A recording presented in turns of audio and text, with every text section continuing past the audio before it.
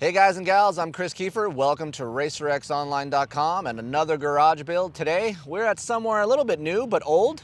The Lake Elsinore Motocross facility is reopening.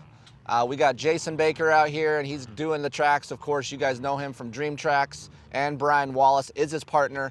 And excited to have another track out here in Southern California to ride. So they're completely revamping this whole place. Mixing up all the dirt, bringing in new dirt. So excited to ride here a little bit today. But let's talk about the bike of the hour right here, the 2025 KTM 350 SXF, tuned by Chad over at XPR Motorsports.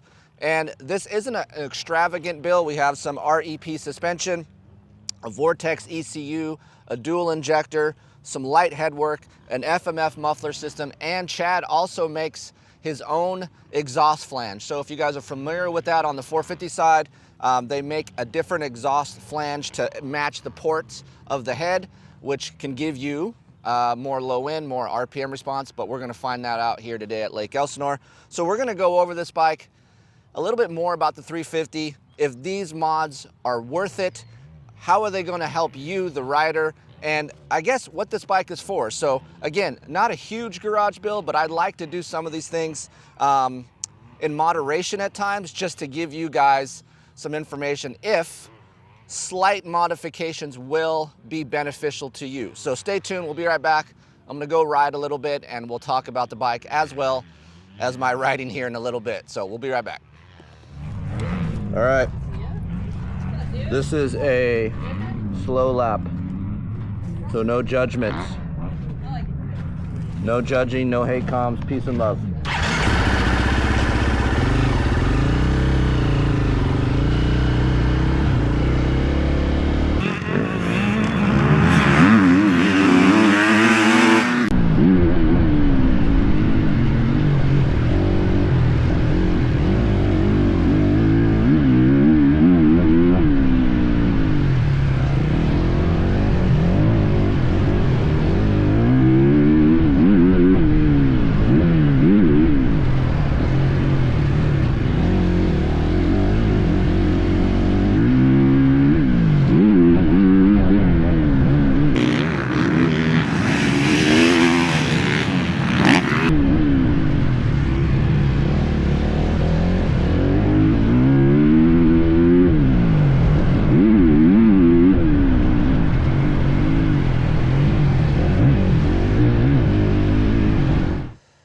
Okay guys, that wraps it up. Lake Elsinore Motocross Park is happening. Don't know when it's going to be open. Maybe by the time this video comes out it is open, but nonetheless, another Southern California track coming back.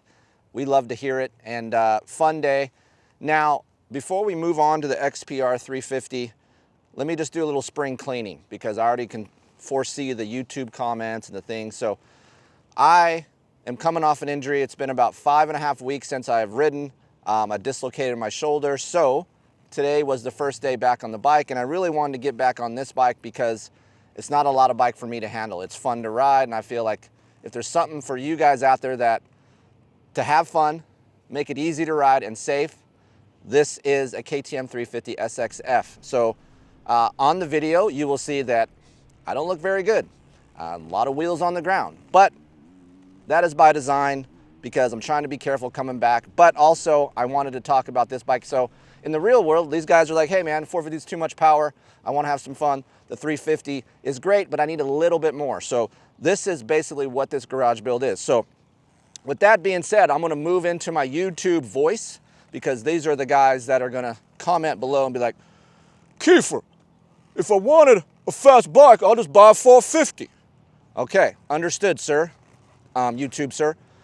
But it doesn't matter, because you can build a 350 and it will still not have the sheer torque or feel as heavy as a 450. So 350s feel like a 250 on steroids. So your 450 comment below doesn't hold water at all. So it's a different feeling. No matter how fast you get a 350, the Twisted Development 350 last month and now the XPR 350 still feels like a light, free revving machine.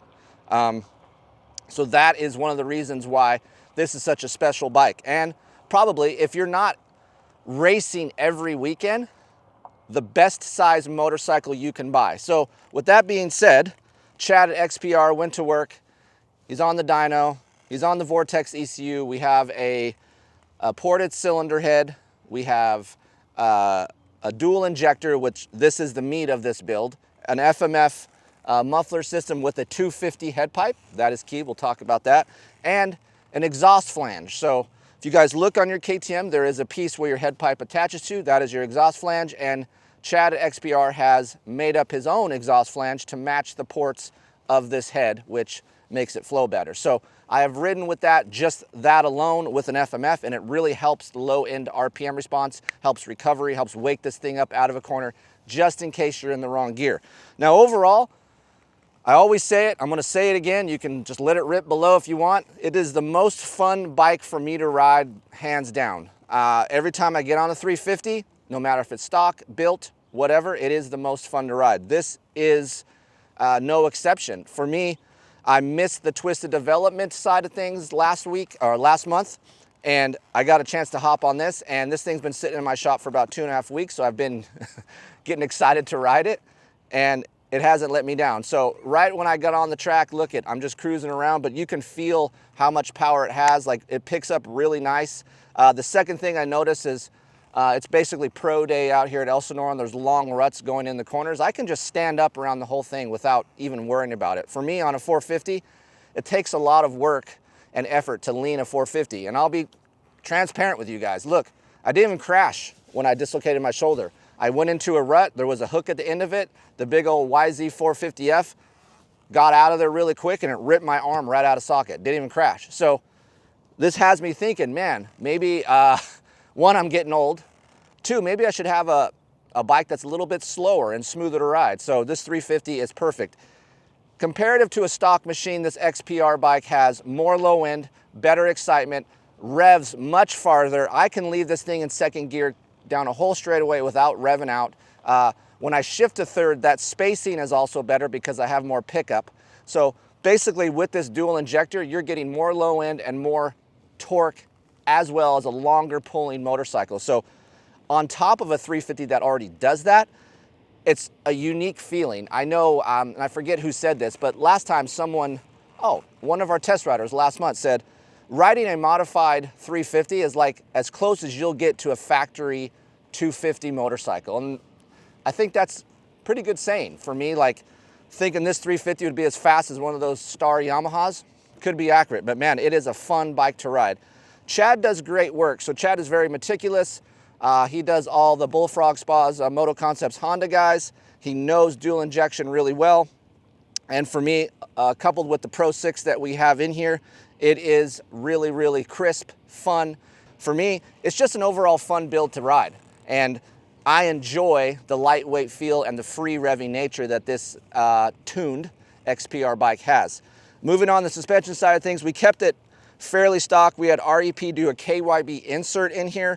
I just want to let you guys know, if you guys are going to a KYB insert with anyone, regardless, on your KTM, you're never going to get a Yamaha feel. Some of you guys have the misconception of like, hey, I'm going to put KYBs in my WP outers and I'm going to get that Yamaha feel. You will not get that. You will not get the bump absorption. You will not get the hand comfort. You just won't get it. But you will get a much plusher feeling front end from your KTM or Husqvarna or Gas. So Mark knows the KYB stuff very well. I've been testing with him a lot lately on the Yamaha side as well as the KTM side, and I just have a more of a faster action feeling in the front end, which follows the ground better. Here at Elsinore, we got a little bit tall bumps as well as long ruts with chop in them, and it just follows the ground better. So I can lean and have trust in my front tire where I couldn't have that with an air fork. So it is a little bit expensive, but you will get a lot of comfort. Out back, we just kept the stock shock, but put a bladder system in it. And for me, if you guys are looking to save some money, that is the best thing. You can go to an A-kit type WP shock, but you're not gaining that much.